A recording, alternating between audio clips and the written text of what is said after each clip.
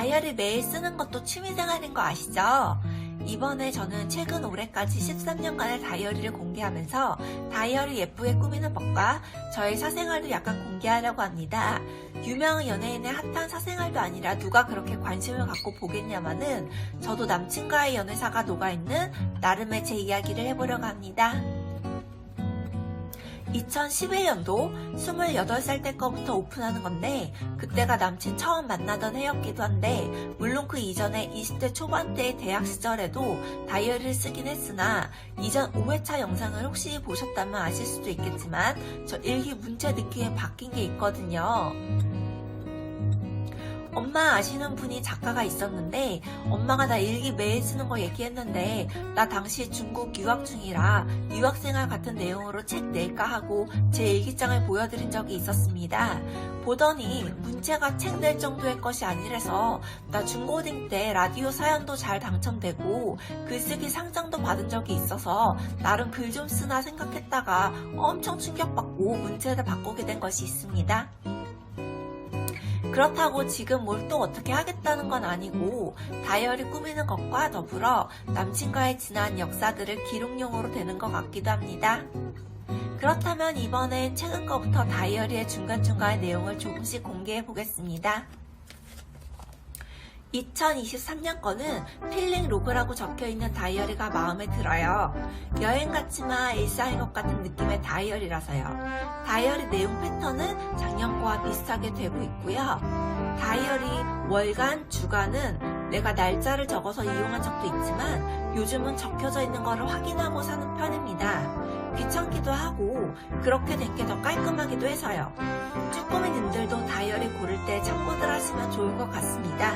인터넷상에서는 미리 보기 하시면 됩니다. 올해도 다이어리 잘 꾸며 나가겠습니다.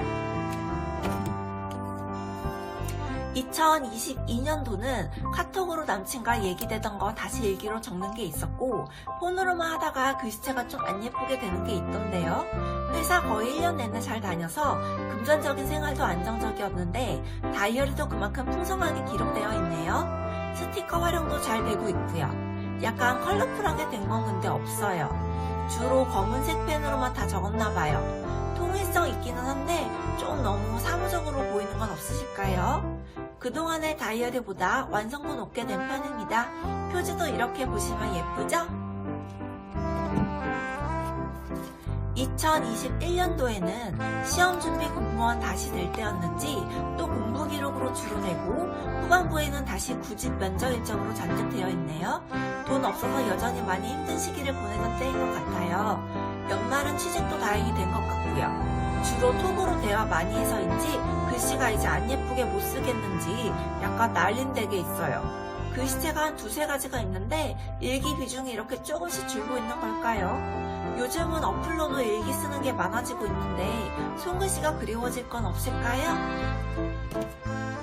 2020년도는 거의 할 일 리스트 체크해가는 식으로 일기를 써왔더라고요. 아마 남친과 있으면서 그날 할 일을 묵묵히 해나가는 식으로 되어야 해서 그런 것 같기도 합니다. 남친과는 어떤 사건들이 있었는지 그렇게 빠지게 되니 약간 아쉽기도 한데요. 그치만 또 나 이렇게 치열하게 살았구나도 동시에 생각들게 되네요.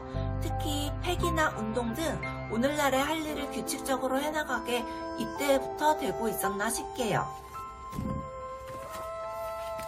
2019를 보면 저는 독서 리스트라던가 한 해 동안 하고 싶거나 경험하고 싶은 거를 다이어리 뒷부분 자유 메모란에 적는 게 있었던 것 같습니다.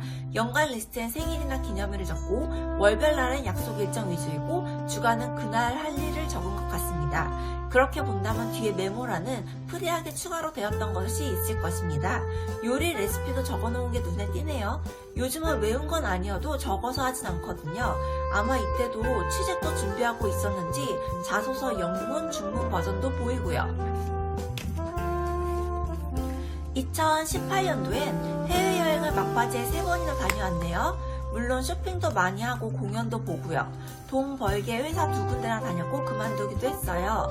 남친 친구님과도 톡 이제 시작되던 것도 있게요.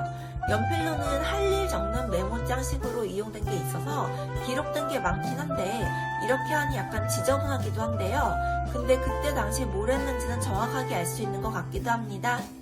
감상 위주로 적으면 다시 봤을 때 좀 오글거릴 텐데 그런 건 없는 것 같고요. 2017년도 거는 월별 한 일 적는 식으로 보실게요. 저는 계획을 세우면 못 지키면 스트레스를 받는 편이라 할 일보다는 한 일을 주로 적어두는 편입니다. 27년도에는 팩과 운동을 인생 살면서 거의 처음으로 시작하고 매일 하는 걸로 자리 잡아가던 때인 것 같습니다. 회사도 1년 정도 다니고 있던 때네요. 돈 버니까 쓰기도 많이 되던 것 같고요. 거의 첫 직장이라 정말 얼마 벌진 못했더라고요. 그때 생각해보면 이때 너무 자제력을 잃고 소비력이 늘었나 싶은데 공교롭게도 이 해부터 엑셀 가계부를 쓰기 시작한 것도 있습니다. 2016년도 다이어리 보시면 색연필을 사용해서 꾸민 게 있을 겁니다. 자원봉사나 요리 또는 피부관리 샵 가을달 등 컬러풀하게 된 게 있습니다. 또 한 구절을 읽어드린다면 별자리와 띠 운세를 써놓은 것 같은데 남친은 염소자리, 저는 양자리인데 염소의 이중성, 양이 생각하는 예의, 염소가 하는 착각, 양의 무심함이라고 되네요. 띠는 남친은 말띠, 저는 쥐띠인데 무한한 인내가 필요한 궁합으로 특히 여자는 고생이 심하겠으나 남성은 편한 상태라고 합니다. 라고 되네요. 저는 그때나 지금이나 공감이 많이 가는 문구인가 봅니다. 2014년도에 SNS 잘해놓고 2015년도엔 이어서 내던 게 있는데 다이어리는 오즈의 마법사로 쓴 게 있네요. 그의 양력으로 2월 6일 남친 생일이 있던 것 같은데 그때 쓴 거 하나 읽어드릴까요? 과묵함을 많이 유지하는 것은 정말 훌륭한. 근데 의사소통 좀 더 확실하게 정리해주면 더 좋고요. 지금과 같이 유지해준다면 헤어지기 전까지 쌓인 자상함은 누구도 쉽게 잊을 수 없어요. 연락 횟수에 너무 일희일비할 필요도 없고요. 가장 만족감을 느끼는 건 너는 내가 좋아하는 사람과 싫어하는 사람에 대한 태도를 달리한다는 사실이에요. 나는 대접받기 좋아하고 신경 써주는 걸 매우 좋아하나 봐요. 그럼 또 만나요. 라는 게 있다고 소개합니다. 2014년도 초에는 전년에 이어서 계속 아무 생각 없이 있다가 왜 안아주나 하다가 이미 결혼하고 아기도 있다는 것을 알게 된 해입니다. 다이어리는 무한도전권 쓴 게 있네요. 본격 카스 SNS 할 때라 일기에는 그렇게 많은 내용은 없고요. 당시 무한도전권 달력도 팔았던 것 같은데 다이어리만으로도 엄청 좋아하던 생각이 납니다. 좋은 거부터 써야 하는데 사놓고 약간 아꼈는지 왜 이렇게 많이 안 썼을까요? 되게 마음에 들어 했으면서요.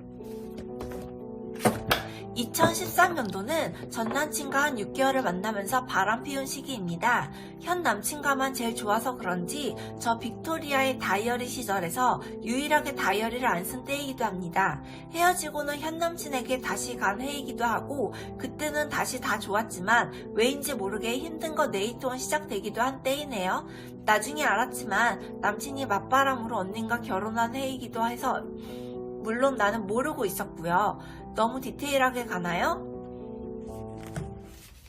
2012년도엔 11년도 말부터 12년 초반까지 남친을 만날 때라 그런지 데이트 내용이 적혀있네요. 일주일에 2번까지 만났던 거 보니까 그래도 자주 본 편인 것 같은데 지금으로는 저 일주일에 5번 이상 또는 매일 봐야 하는 거 있겠지만 기억상으로 되게 좋기도 했지만 헤어짐도 있어서 많이 힘들었던 시기인 것 같기도 합니다. 다음엔 더 힘들어질 거를 이때는 몰랐겠죠? 다이어리 내용으로는 기분을 적은 건 없게 만나서 뭐 했냐만 있는데 22년도 거는 남친 만날 것만 기록되어 있게요. 2011년도 28살 때는 하루 다이어리를 썼는데 지금 열어보니 물에 젖어서 약간 펜이 번지거나 종이가 쭈그라게 있네요. 매일 쓰느라 손때도 묻은 것 같은데 그때는 시험 준비 공무원 할 때라 주 내용이 스터디 진도를 확인하는 식으로 기록되어 있네요. 매점 커피나 점심으로 삼긴 사먹던 용돈 기입도 보이고요. 요즘은 스마트폰 어플에 남기기도 하지만 그때는 한 달 중에 그날 일주일을 다이어리 캘린더에 적은 것도 있게요. 다이어리를 쓰면 장점은 뭐가 있을까요? 첫째, 뻔하고 당연한 얘기 같지만 기록하는 습관을 들임으로써 하루를 점검하고 내일을 생각해 갈 수 있는 메리트가 있습니다. 둘째, 스티커나 컬러펜 등으로 다이어리를 꾸미는 재미도 있게 됩니다.